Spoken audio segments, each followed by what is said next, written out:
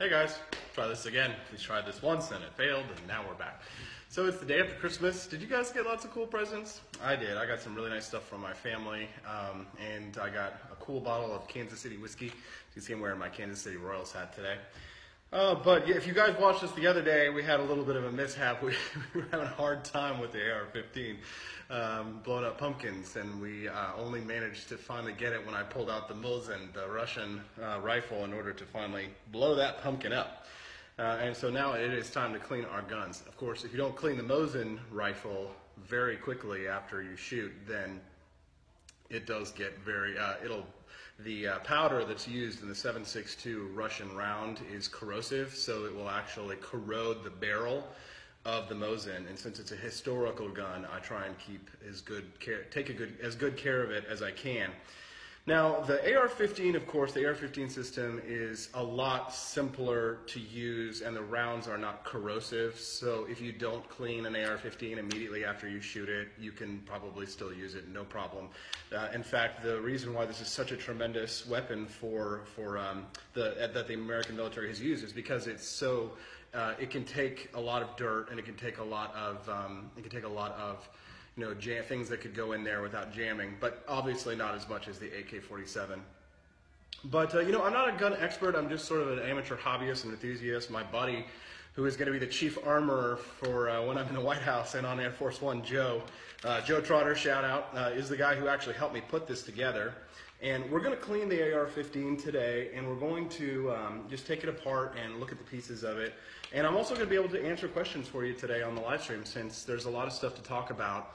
Like we need to talk about John McAfee. We need to talk about him getting into the race and what does that mean. And we need to talk about campaign strategy. What are we trying to accomplish here with an Austin Petersen for president run? Because certainly I'm going up against a titan of industry in one hand, John McAfee, and a former governor, Gary Johnson. So this is going to be very challenging for this, country boy from Peculiar, just poor white trash. but hopefully I can convince the libertarians at the delegations of libertarians in Orlando that supporting the Petersen presidency is the best way to go, because I really am that all-American dream. So let's talk. I'm going to start cleaning my AR-15, just going through all the basics. We'll take it apart, and I'm also going to take a glance every once in a while at your questions here. So let me just pull those up. All right, so you guys should be just sending them in. So yeah, go ahead and send them in, and I'll check the chat here in a few minutes. Cool.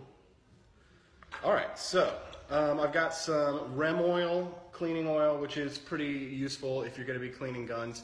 Actually, this is a little secret not a lot of people know, but I like to use a little bit of Windex glass cleaner as kind of like the base layer of cleaning that I use. And my little sister, Jody, got me a really nice Christmas present. She got me a gun cleaning kit, and I have got the little tool around here somewhere. Here we go, right in front of the rifle. So I'm going to use this nice little cleaning tool in the kit that my sister got me to put this down the barrel and to make sure that all the little parts are as clean as I can get them. Oh, and I should have grabbed some Q-tips. I'll have to just run back to my restroom in like 2 minutes and leave you with a little bit of music or something while I grab the Q-tips. But we're going to do a nice clean. We'll break down the AR now. Let's see. Pop these out.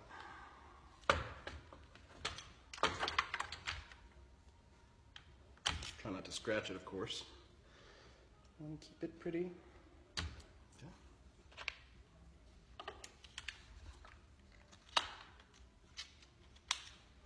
We detach the lower from the upper. I'll put the upper aside for right now. Later we'll take out the bolt.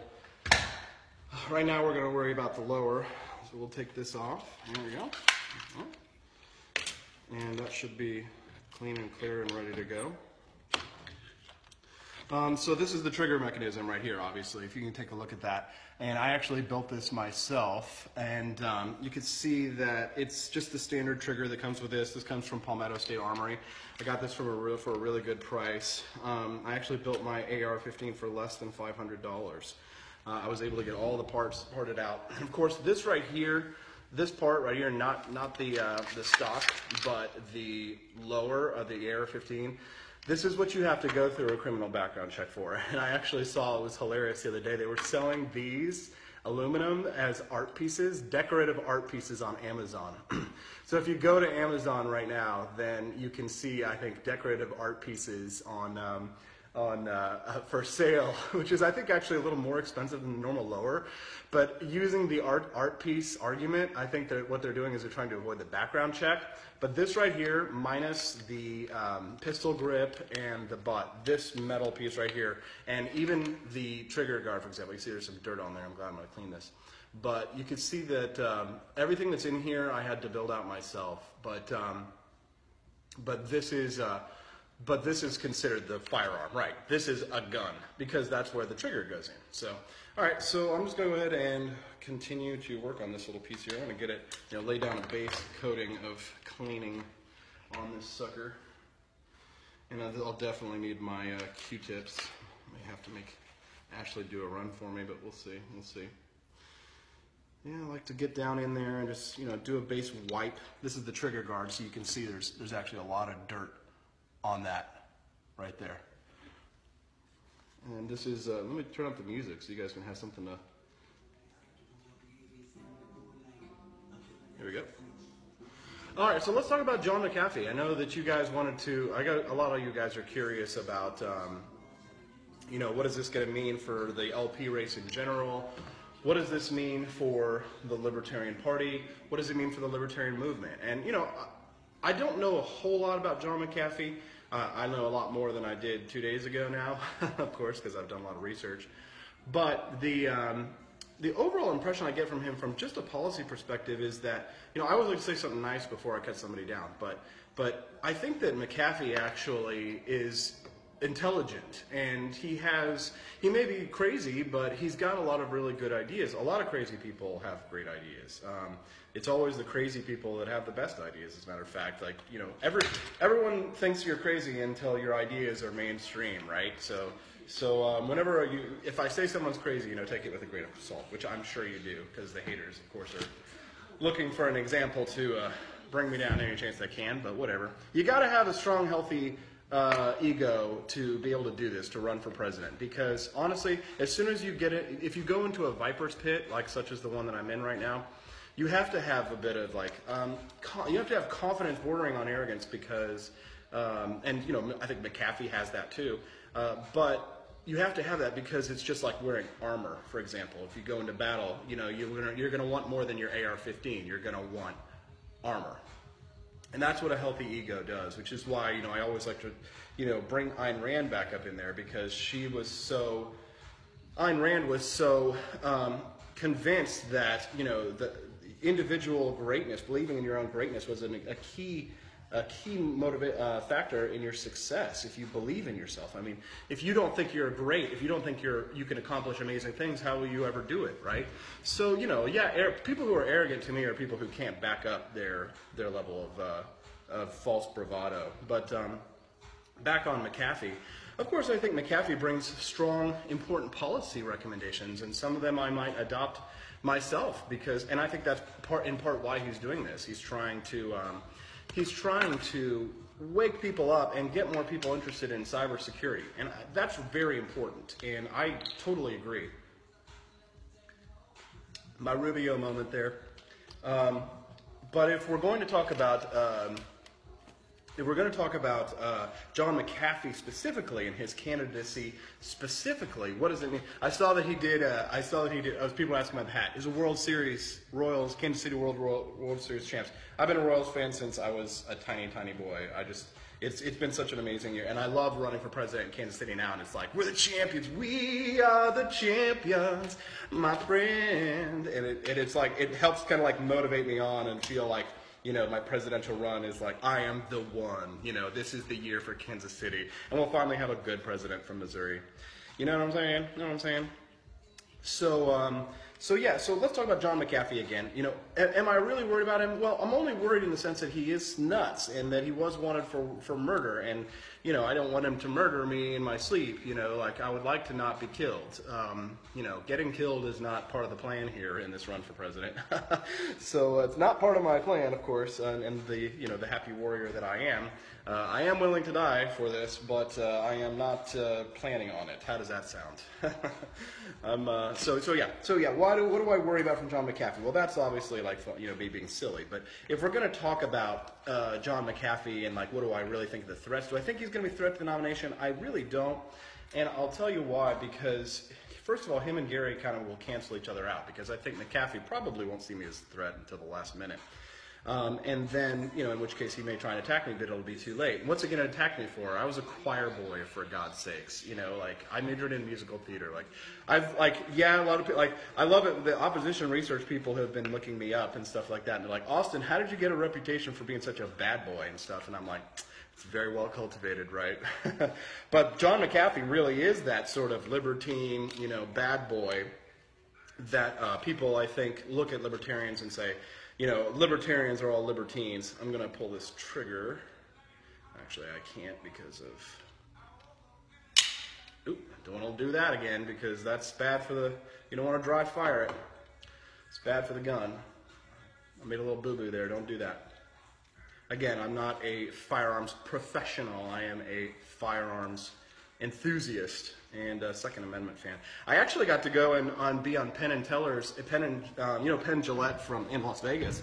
They've got a Vegas show, and I got to be the guy who inspected the gun. Because they were like, all right, is there anybody here in the audience who's like a firearms expert or a military expert or blah, blah, blah, who knows about guns? And my hand shot up, and they go, you, sir. And they said, what's your expertise? I said, defender of the Second Amendment, sir. And he goes, get up here. So that was the time that I got to go on stage. I think I was in town for the Las Vegas Libertarian Party National Convention that year. I think that might have been 2008 or blah, blah, blah. Yeah, I see somebody yelling at me for dry firing the AR-15. Just relax, okay? Gosh, everybody's freaking Dan Bilzerian up in here. I dry fire the gun. Chill out. All right, so it's starting to look pretty good down in here. Do one more little swab, a little bit of Windex up in there. Just kind of make sure that it's clean, and then I'm going to spray some Rem oil down in there to make sure that it's properly oiled and lubricated. But, okay, so back on John McAfee. I think that what happens is that he and Gary are going to be attacking each other, and rightfully so. And, being the Sun Tzu strategist that I am, I'm just going to let them batter each other and stand back and wait. I'm going to be a non-interventionist. I am, non-interventionist in practice, of course. Sometimes tactically it's not wise to intervene simply because it doesn't fit your individual interests, or perhaps our collective interests as Americans. Foreign policy. We'll get there.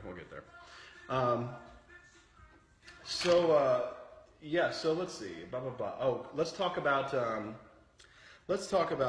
somebody made a funny joke yesterday. They're like, Austin says he doesn't believe in violating the NAP, but John McAfee violated the NAP, the non-aggression principle, for all the, non-insider libertarians who are watching this. It's, Windex, didn't think of using that. Yeah, Daniel, it's actually a really good cleaning tool. And if you guys have good advice that you can share with everybody else about good tools, then please do so. And I'm going to get to your questions here in a few minutes. I've also got to get the Mosin out and pull the Mosin apart.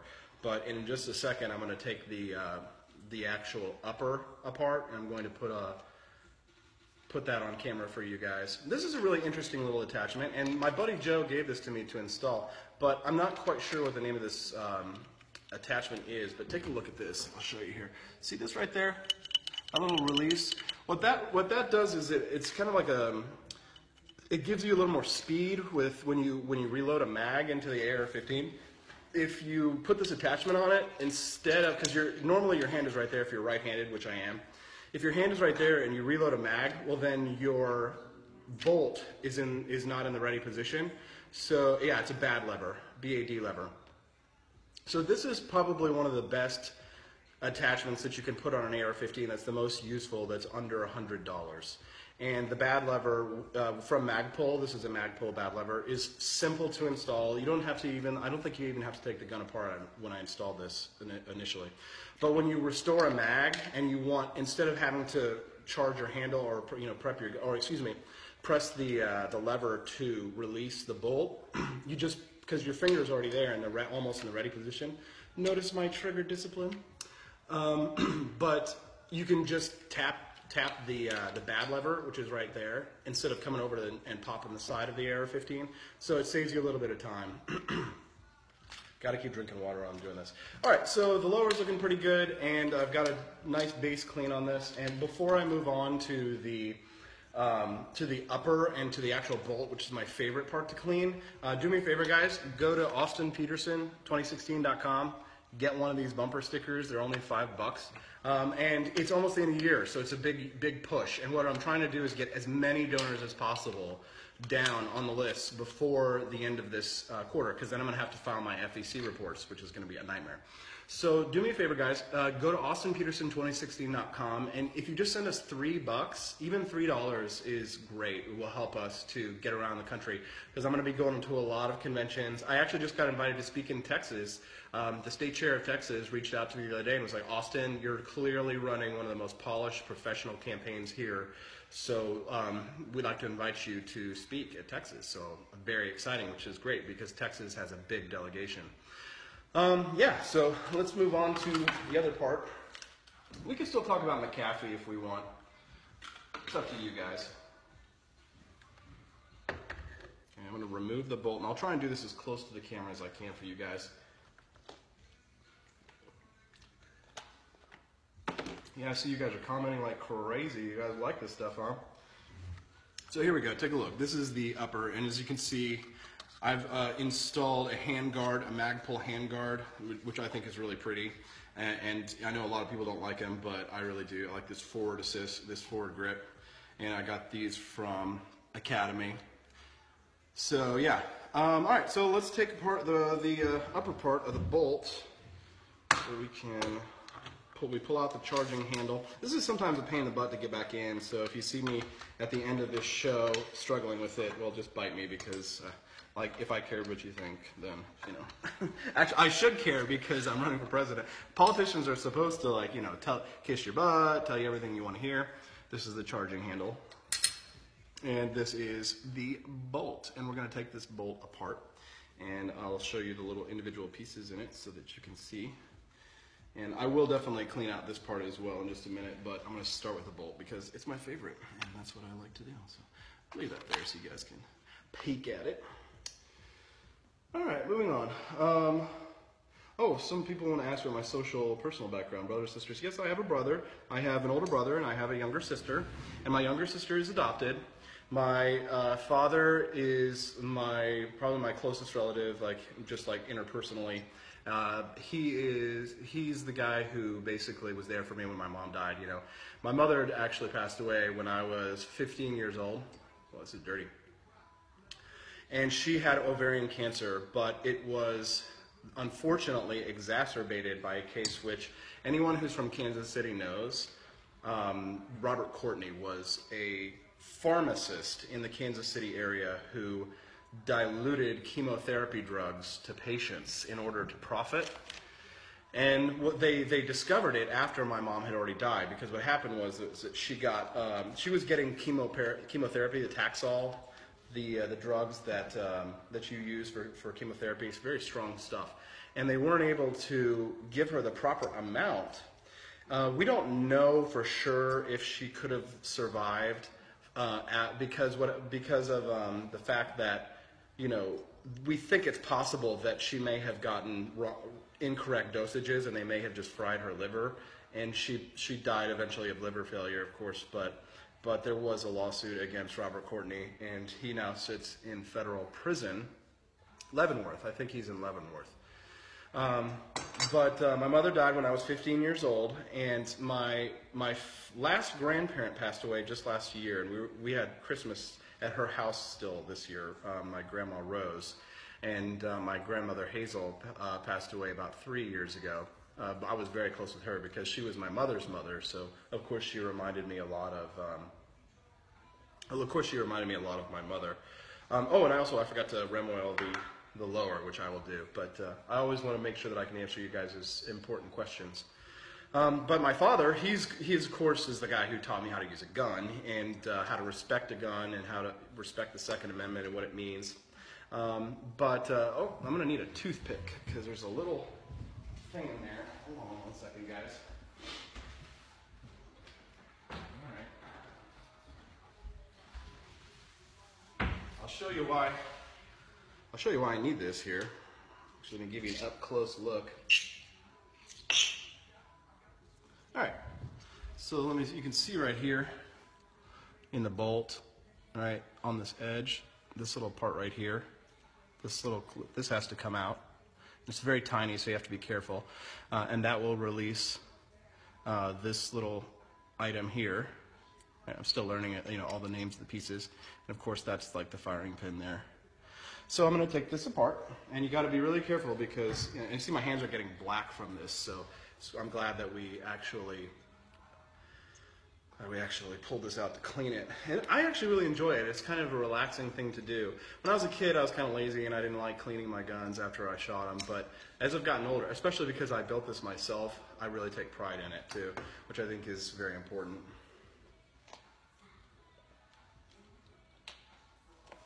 Anyways, you guys want to talk about, also the answer is no, I don't have any children that I know of. No, I'm saving myself for marriage. But I've never been married, I don't have kids, and I don't have a girlfriend. Maybe I would like to have one, but I just haven't met the right person yet. And it's funny, somebody the other day was like, how can you run for president and you don't have a family and you don't know about family values? Well, think about it like this. If I had gone and, just gotten somebody pregnant out of wedlock, I would have a family, but I wouldn't have the family values that this person really espoused. So don't you think that I actually do have family values if I've been very careful and I've waited, to start a family until the right time?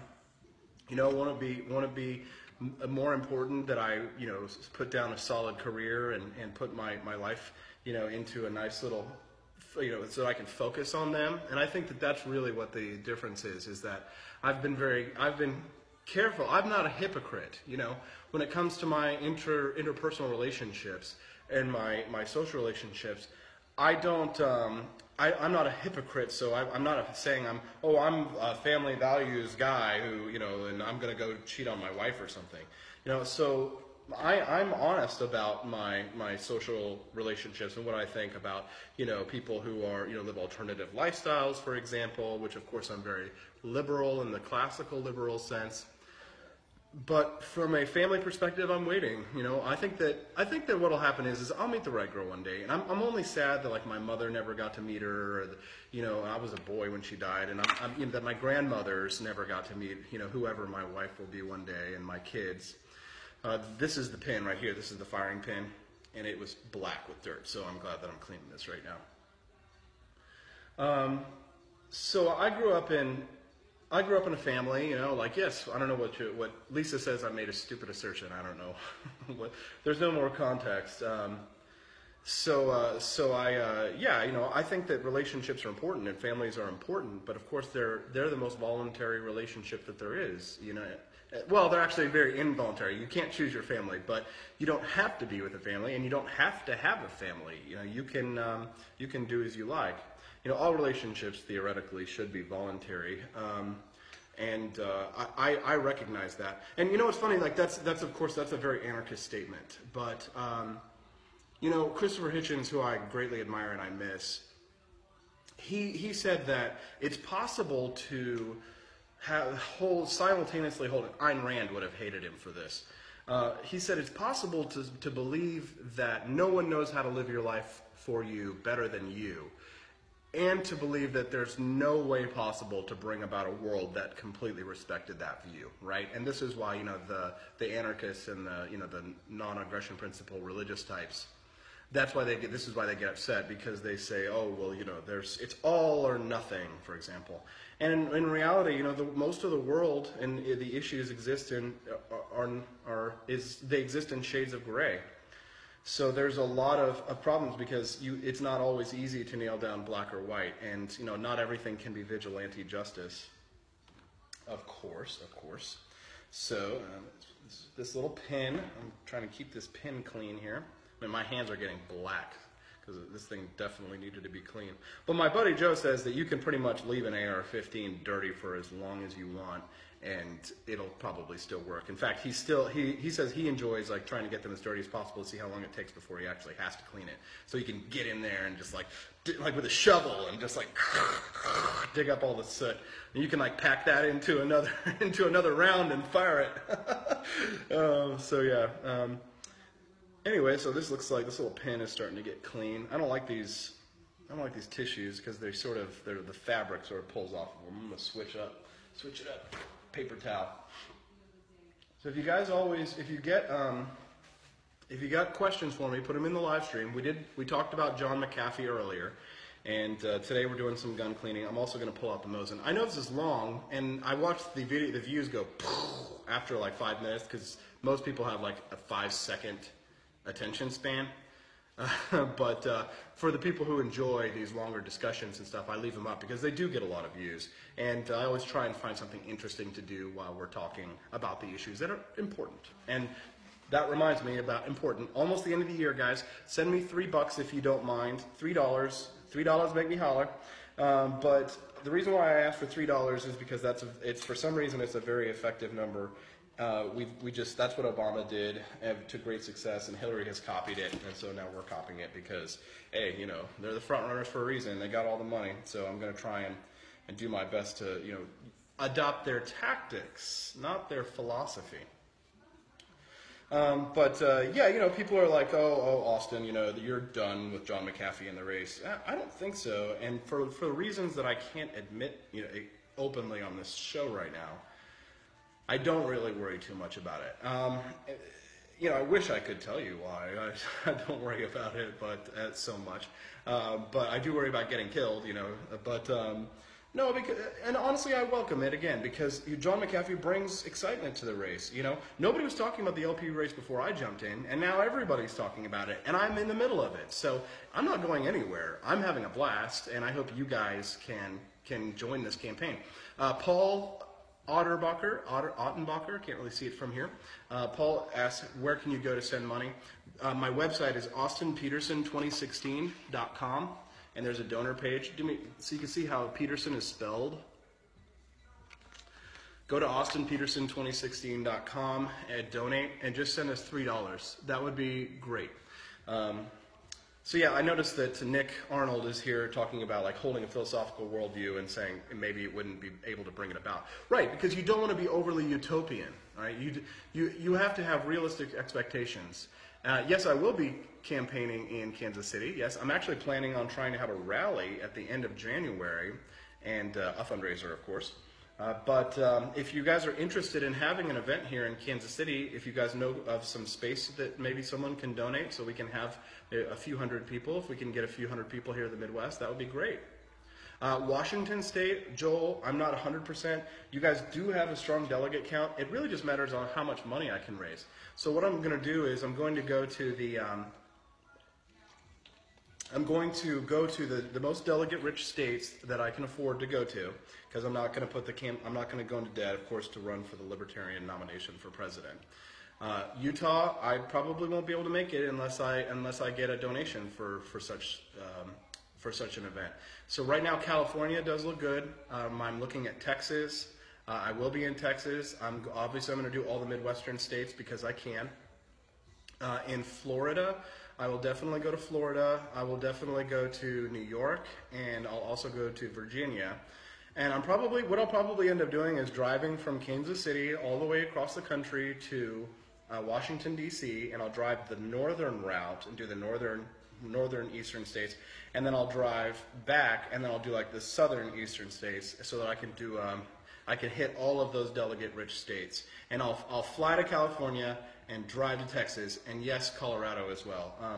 So I'm going to be doing a lot of traveling. But specifically, if you wanted me in Texas, I'll be in San Antonio. The Libertarian Party's national convention or not national, but the state convention in Texas is in San Antonio. I love that I can sit here and see you guys, what you're saying, chatting as I clean my gun. I think the pin is looking good, as you can see, nice and shiny, no black soot on that. Let's see, what else? I think we've got, oh yeah. this right here. This is major part of the bolt, as you can see. And you can actually take that apart even more and clean in there, which, let's see if I can actually do that. So, you know, I've got my toothpick I can use to push this pin out so I can do a real deep clean down there in the bottom. If you have questions, send them here to me in the live stream.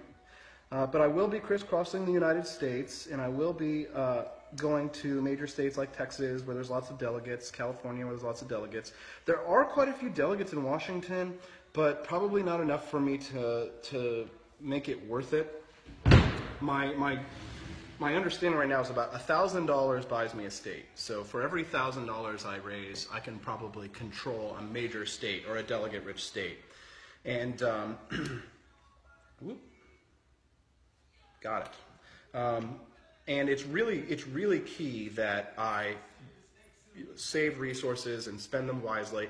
I have to pay a lot of money for the lawyers, the compliance lawyers, because there's so many documents and forms and everything that need to be filed with the federal government as we're going along with this process. That, where is my glass cleaner? But yeah, so sorry, I lost my train of thought there. Just trying to make sure this gets cleaned properly.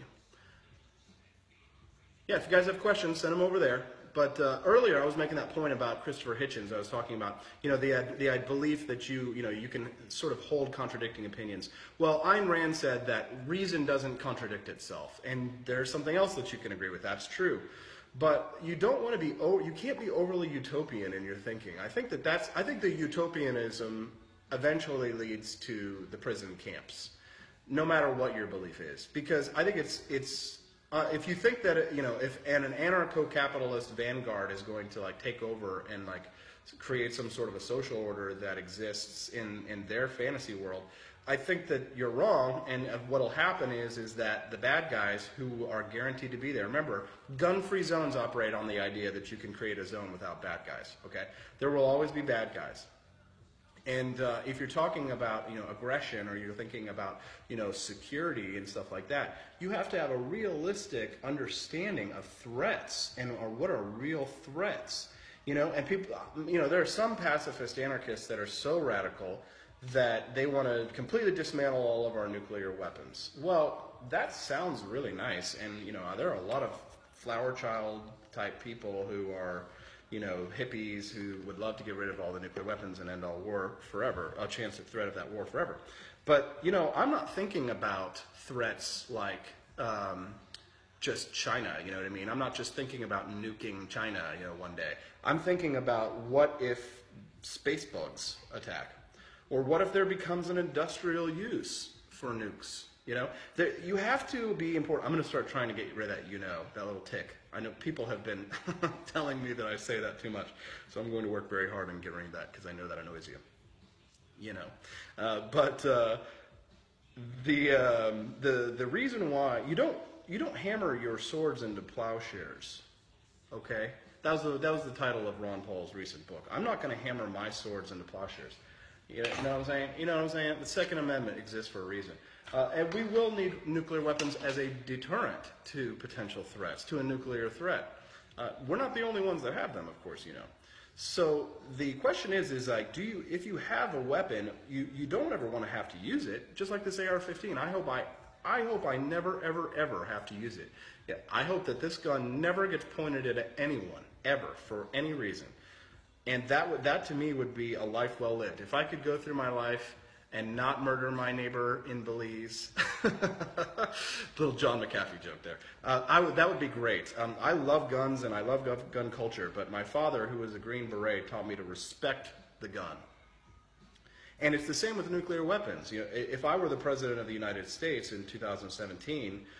I can't say I will never use nuclear weapons. I will never use drones. I will never use blah.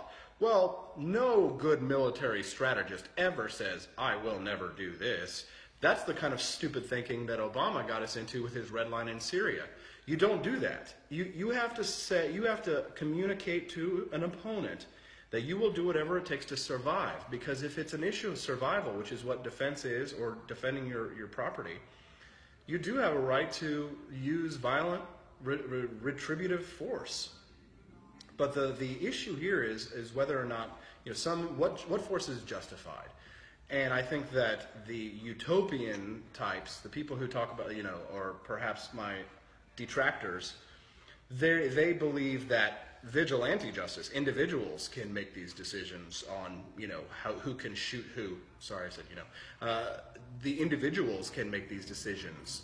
No, individuals don't get to make the decisions about who can just kill each other.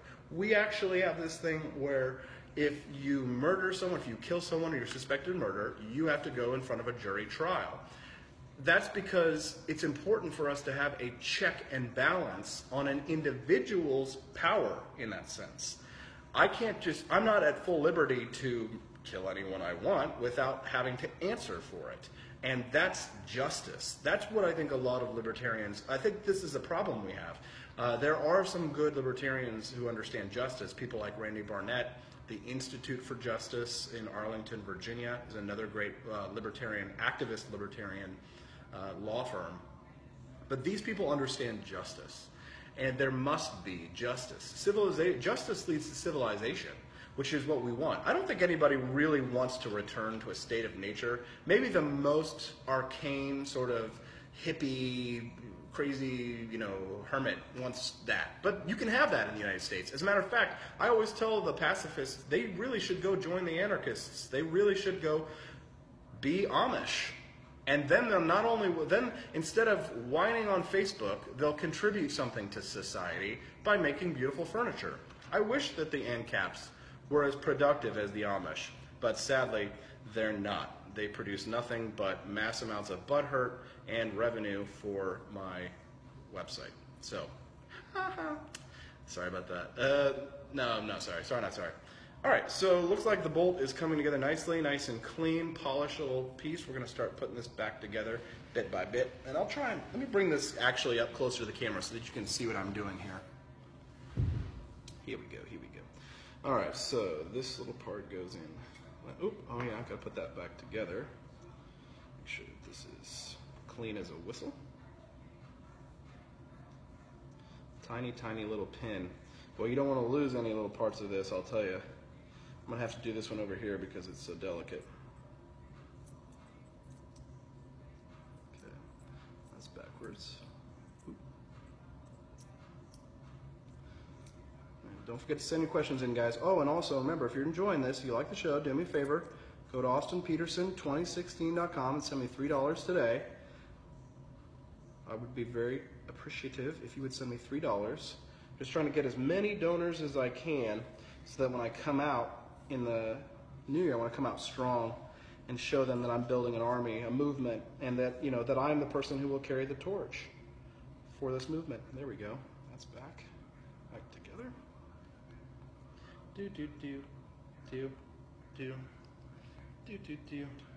You can even use pieces of the AR-15 to work on itself, which is kind of nice. This little pin doesn't want to get in there. I really could use an AR-15 kit, like one that has the has like little hammers and stuff like that, all the little parts that you can use. I don't really have something to hammer this little pin with. Let's see if I can push it in. There we go. Perfect. Didn't scratch it. All right, good. So let's stick this right back into the bolt. There we go. Well, this goes right there. Perfect. Okay. Now I can't remember. Does this go in first? I think the pin goes in first, and then we clamp the pin in. Very little tricky little maneuver to kind of shake that. There we go. Firing pin goes down into the bolt, just like that, as you can see. See the metal bolt right there, pin right there? There we go. All right, so stick this back in. All right, should be able to, oh no, that's why you can't put the pin in there, because this little block has to go in so that the pin will hold it. So you guys have any questions, send them in. Don't forget, $3 to austinpeterson2016.com today would be very handy. All right. Some people asked me about ISIS earlier, and You know, it's a real problem because even under anarchist definitions, they did attack us in Garland, Texas. So if you were to use force in retribution to ISIS, it would even fit in with the non-aggression principle. But of course, libertarians tend to be non-interventionists, and they're tired of wars in the Middle East. So it is a real problem for us, and we can be. Hey, Ashley. She's definitely on camera on the side. No, run away. But you can't be isolationist, and I think that pacifist anarchism is isolationist, and I'll tell you why. Because the pacifist anarchists say no matter what that you should turn the other cheek, and I don't think that you're required to be. I think you can be a libertarian and be a pacifist anarchist. But the problem with the pacifist anarchists is that they want to force the rest of us to be pacifist anarchists, and they won't give us the opportunity to. I'm sorry? The laptop? Yeah? Where is it? It's over here. Right there. You're going to have to come get it. Sorry.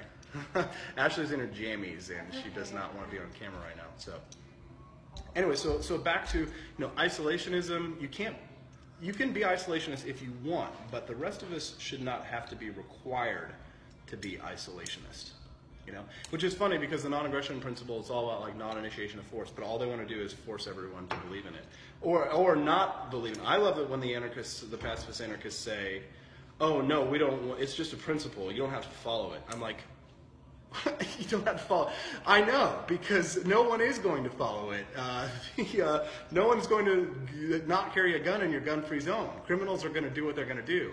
What you really need is an understanding of what is legal self-defense, what is ethical, what is moral. That's really what the question is. Because if you are a pacifist anarchist, I think you necessarily must be anti-capitalist.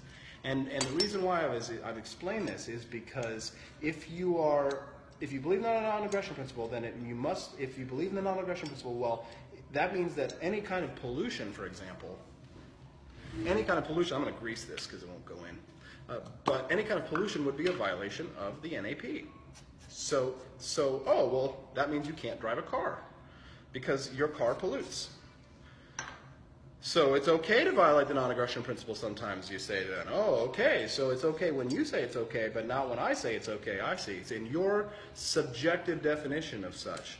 And, people try and hammer me over the head with it, and then as soon as they bring that hammer, I bring my AR-15 of knowledge. It's overly simplistic. It just, when it comes, especially when the problems come to international foreign relations, things like ISIS, you just simply can't apply a consistent philosophy to actions when it comes to governing a nation state or defending it from a threat like ISIS. You just cannot apply a perfectly consistent philosophy across the board. And I'll tell you why, because situations change.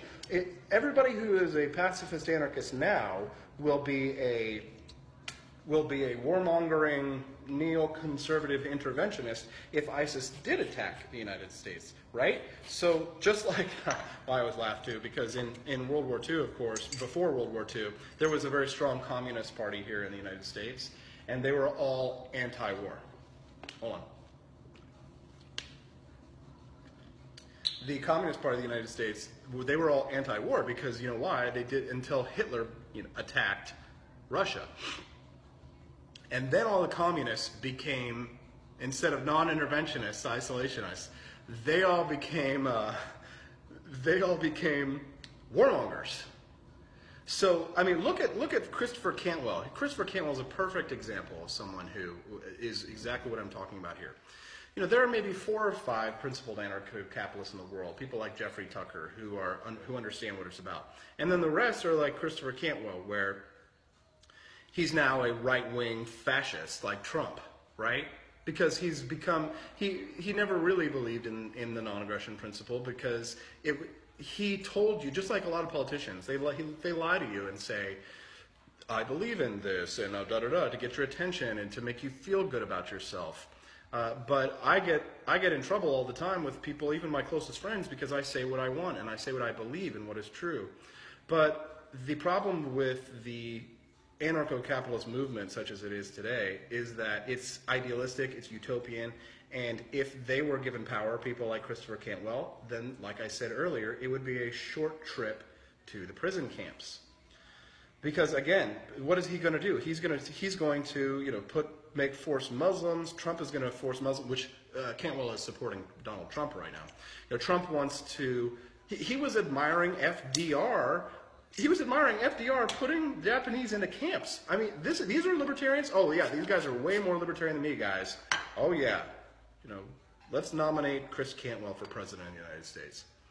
No, it's utopian. It doesn't work. You should start at where reality is and then try and apply your principles. You should start at where the problems are and then try and find the most libertarian solutions. You're not always going to be right, and sometimes some of us can be in danger of engaging in central planning, which is what the problem that Milton Friedman, of course, ran into, because he was the one who pioneered the withholding in the income tax in the United States, and really I think he overstretched.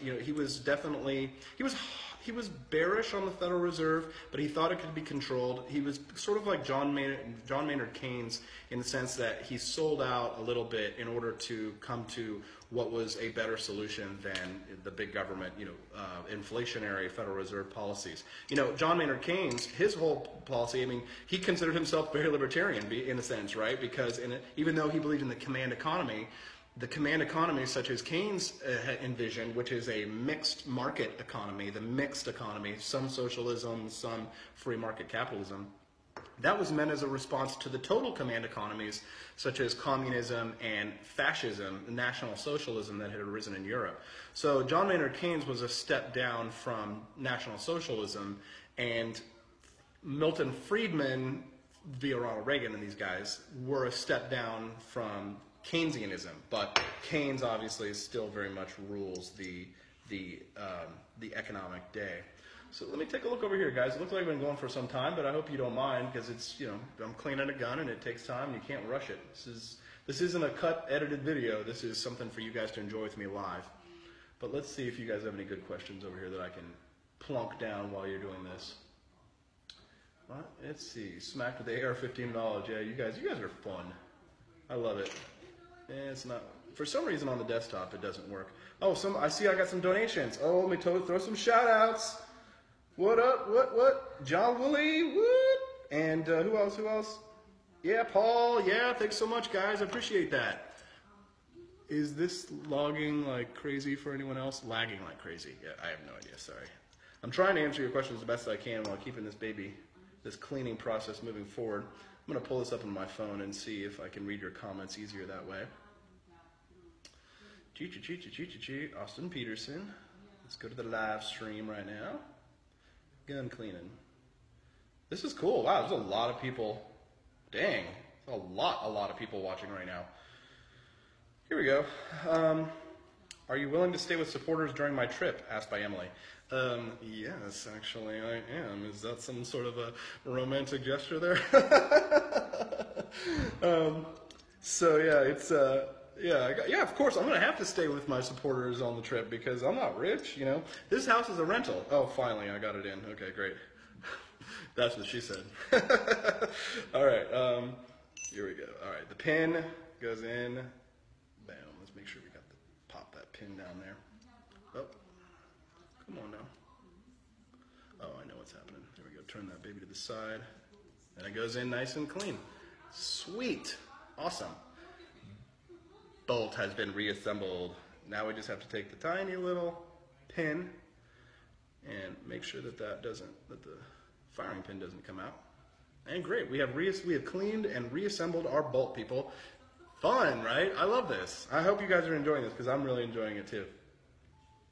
Emily says, not a romantic gesture. I know, I'm teasing Emily, of course. Yes, please, I will definitely need people to stay with in like California and in like Texas and all that. So do me a favor and hook me up. I'm going to be at your state conventions most likely. So get in touch. Oh, register as volunteers. There's another ask that I need to do. If you guys will just register as a volunteer and I can reach out to you in your state, well then I might give you a call and say, can I crash on your couch? Caleb asks how private lotteries would work. That's a great question, Caleb, and I'm going to answer it once I clean my charging handle. Let's see. let's see, how would a private lottery? So private lottery is pretty simple. It works just like we have a state lottery right now, except it would be nice if they would allow competition. But a lottery would work. You could just collect, just like the government collects money right now. You can use that for infrastructure. The government already does that, and that to me is a legitimate way. Wow, this was black with dirt. The charging handle gets dirty. Dang it. The government can already use this as a revenue stream. And I think that's really one of the most legitimate ways that you can acquire money because it's voluntary. And I love to talk about it because most people, when they think about taxes, they think about coercion. But lottery is just a tax on people who are bad at math. And that's a funny joke if you're a nerd. But when it comes to funding the state, people say, well, you're not going to get enough money that way with a lottery.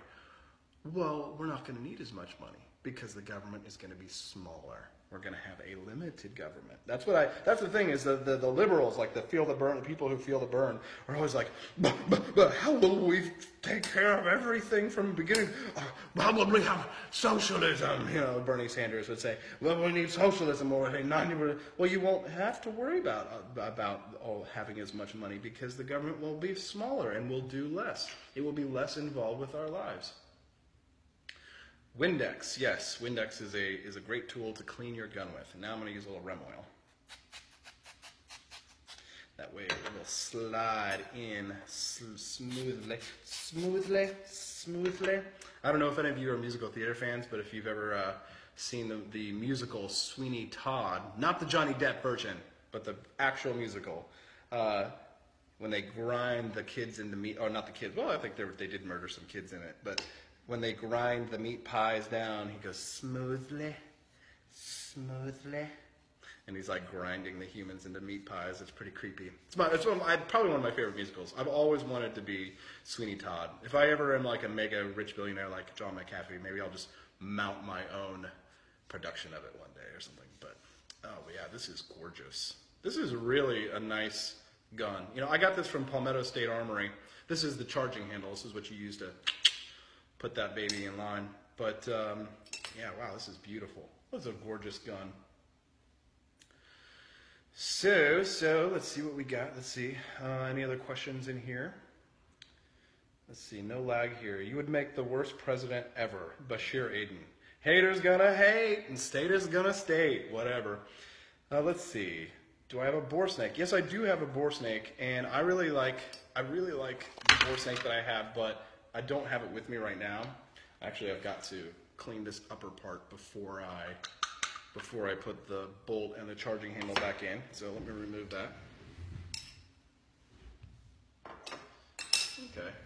All right, so we're getting down to the bottom of it. I may not go much longer because I know you guys definitely, you're watching the heck out of this thing. 2,200 views. Dang. Okay, so I'll just keep going as long as you're watching at least, but right now I'm going to try and end this up by finishing the cleaning of the upper here, part of the AR, and then when that's finished I'll snap it back together and we can enjoy. Can cut out. Oh, don't forget guys, of course, most important thing that you can do, send me $3 today to austinpeterson2016.com. If you send me $3 today to austinpeterson2016.com, you're going to make me look good. And the reason why is because even though it's not a lot of money, it's all about the donors, and it's about the numbers of donors. So if I get a high number of donors, it's going to show the Libertarian Party that I am serious. And that's what we really need to do is before the craziness starts, and the holidays are over, and certainly New Year's is coming. We need to get as many people down. I mean, think about it like signing the Declaration of Independence, guys. That's what it is. You guys, and it's a lot of people are nervous about donating to candidates. And I understand that, people have jobs and they're like, they don't want people to know that a libertarian they donated money to a libertarian. Well, yeah, I'm sure a lot of the founders didn't want to be seen or heard, coming up against Great Britain. I'm sure that there were a lot of people who didn't want to go to Valley Forge.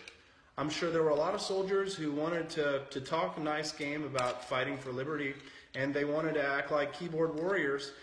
And they probably had good jobs, good paying jobs with money, and they didn't want to send $3 to Leif Bieberson. No, even though I give you hours and hours of entertainment, and I work so hard for this cause, and I've given the last decade of my life for it, for libertarian principles.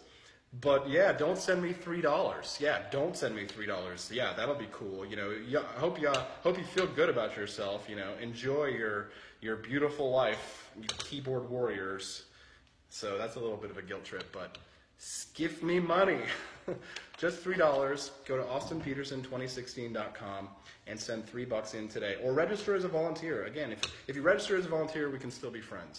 But if you don't, then I'm sorry, guys. But you're a free rider. You're freeloading on my fun live streams right now.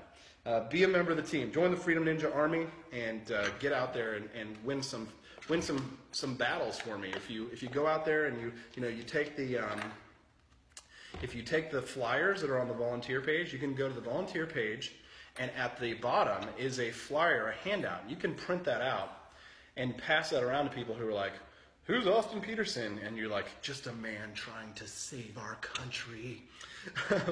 And give them a copy of the brochure. Then you guys will be able to, you'll have the tools that you need to introduce people to who I am and what I'm trying to accomplish. And a lot of people say, "What are you trying to accomplish, Austin?" "Nothing less than saving the country." Yeah, no. Don't worry, there's no lower. There's no actual gun. This is actually not a gun, like I explained earlier. The lower is the gun. So this could never fire anything. All right. So, okay, cleaning, we're cleaning. This is fun, guys. I hope you guys are enjoying watching this. We've had a lot of viewers come in and go, but about a steady 150 people on the whole time. This is the day after Christmas, so I know a lot of you guys are sitting around in your PJs, just being lazy, and I certainly admire that. I'm just trying to clean my gun, be a good gun cleaner. I'm gonna put a couple of wet napkins in there and just push them through. Where'd my rap music go? I was listening to some sick beats, some dope beats earlier. I'll get that back on in just a second. I like to listen to Sirius XM all the time. Oh, here we go. Let's clean this sucker. Uh-oh, what if these get stuck? I'm going to be so screwed, right? No. Let's see. It's not going to go through. I need to take a couple of those out. Let's see. Ooh, that's not good. Ripped right through it. All right, so yeah, so now we're just cleaning the barrel and watch. Even though there's no bolt that can fire in this, I'm still not going to look down the barrel. I just never do it, because when you get into good habits, you will never get into trouble. Always have good habits. And I think that when it comes to firearm safety, you can never have enough good habits.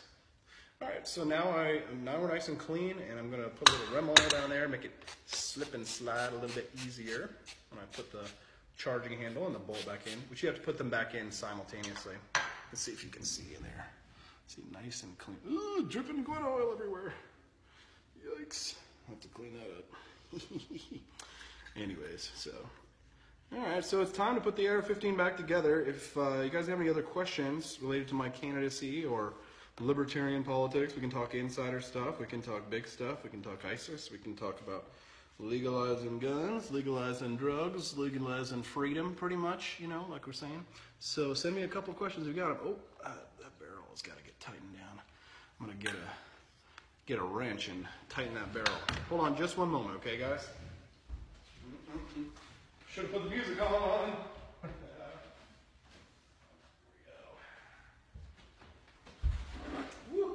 I love sliding around this house. All right, got the toolkit. Let's pull it out. Let's get ourselves a wrench so I can tighten the barrel down. There you go. Adjustable wrench.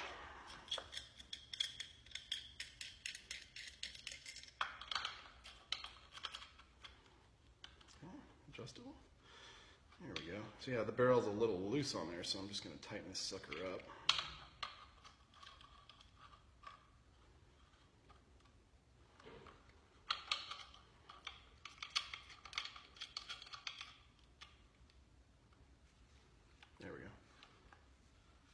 Nice.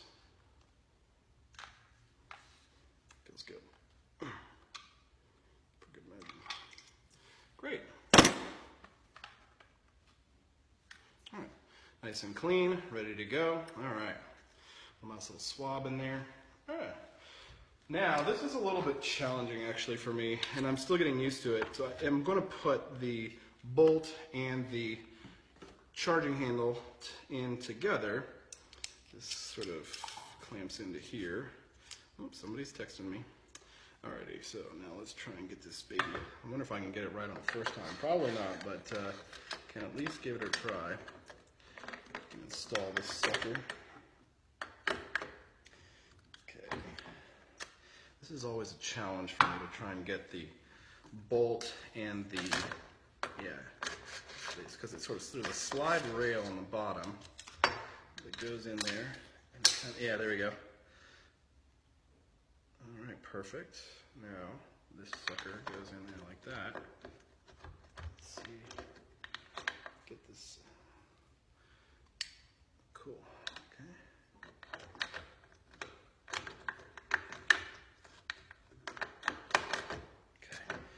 Perfect. I did it. All right. That was one of the easiest times I've done that. So now the charging handle and the bolt are reinstalled back into the AR-15. Look, you can see through the hole all the way. Cool. Do you believe immigrants, terrorists necessitate border police and or large walls? Probably not. I think that what is necessitated is a good AR-15. Pick up one of these, get yourself a good AR-15, and learn how to kick ass with it. Know how to use it. You know, I also go to take martial arts. So if you think that you're going to get rid of terrorism 100%, then, you know, I have a bridge to sell you in Brooklyn. You're never going to be 100% safe. The only way that you can maximize your safety is to start with the individual. Self-defense comes from the individual. I don't really run around, you know, in fear and absolute terror that you're going to die. I'm going to die in a terrorist attack. Now I have to worry about possibly being assassinated, but now I'm running for president. So my chances of getting killed are perhaps by terrorists maybe more than yours. But no, you have a chance. You're going to drown in a bathtub before you're going to be killed by terrorists. I'm not saying that you shouldn't have some sort of a potential defense against threats, perhaps, you know, some sort of cyber surveillance that should be constitutional and in line with due process. But the best way to protect yourself from any threats, from terrorists, from any sort of a home invader, is to just practice the good old Second Amendment. We don't need more laws and we don't need more walls. You know, you can actually jump my back fence right now. Not that I would want you to, but if you did and you were a threat to my life or liberty, then perhaps you would see what see the power of this fully operational AR-15. Yes. So, oh yeah, check it out. This stupid red dot sight that didn't do me any good the other day. I've got to figure out how to sight this in properly because I'm not so good with it. And maybe it's a cheap red dot sight. So anyways, but yeah, looks like I did it. Fully clean AR-15 only took me a freaking hour. I hope you guys enjoyed the show. Do me a favor. AustinPeterson2016.com. Go to AustinPeterson2016.com. Send me $3 today. Come on, guys. Sign the Declaration of Independence. If we do not hang together, we shall most assuredly hang separately. Happy New Year's, guys. Have a great day.